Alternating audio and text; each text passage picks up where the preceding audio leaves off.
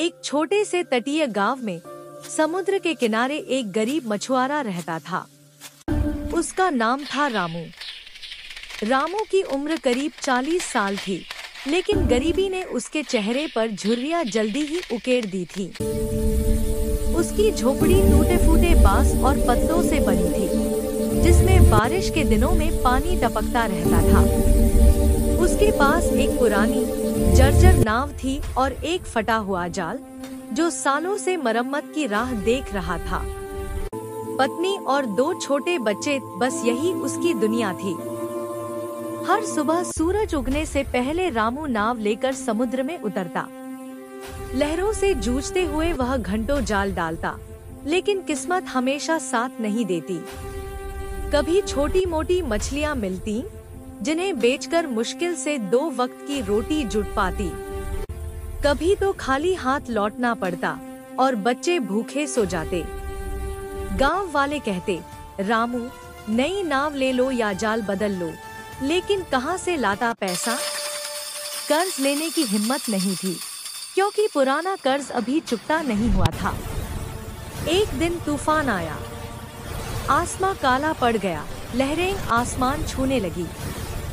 रामू की नाव बीच समुद्र में फंस गई। वह चिल्लाता रहा, हे समुद्र देवता, मुझे बचा लो। अचानक एक विशाल लहर ने नाव को उलट दिया। रामू पानी में डूबने लगा।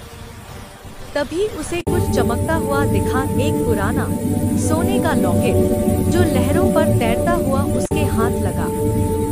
डूबते डूबते वह लॉकेट पकड़कर किनारे तक तैर आया। किनारे पर पहुंचकर रामू ने लॉकेट खोला। अंदर एक पुराना नक्शा था। नक्शे पर लिखा था, खजाने की द्वीप। रामू हैरान रह गया। उसने गांव के बुजुर्ग से पूछा। बुजुर्ग बोले, ये तो सैकड़ों साल पुरानी कहानी है। एक राजा का खजाना समुद्र में डूब गया था। शायद यही उसका नक्शा है। रामू ने हिम्मत बांधी। उसने गांव वालों से मदद मांगी। सबने मिलकर एक मजबूत नाव बनाई। रामू नक्शे के अनुसार दूर एक छोटे द्वीप पर पहुंचा।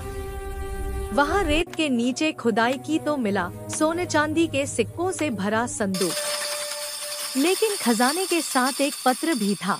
यह धन गरीबों के लिए है, लालचियों के लिए नहीं। रामू लौटा तो गांव बदल गया। उसने खजाने से गांव में स्कूल बनवाया, गरीब बच्चों को पढ़ाया, नई नावें बंटवाई। खुद सिर्फ एक साधारण घर बनवाया। अब रामू मछली पकड़ता तो था, लेकिन अब उसकी आंखों में गरीबी की चिंता नहीं, बल्कि खुशी थी।